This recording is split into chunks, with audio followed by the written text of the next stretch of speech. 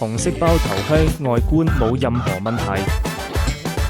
接下來展示一下佢嘅強大，牌徹底打散洗亂。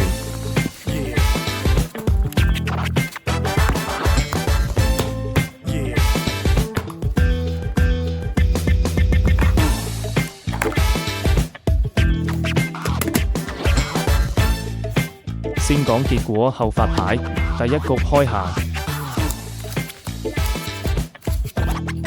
莊寶牌行6點係閒贏，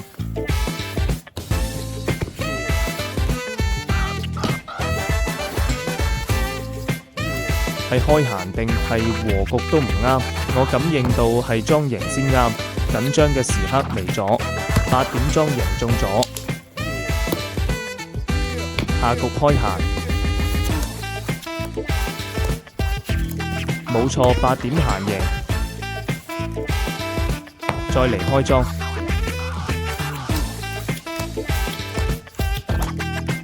閒6點莊、7點莊贏好準啊！最後一把仲係開莊，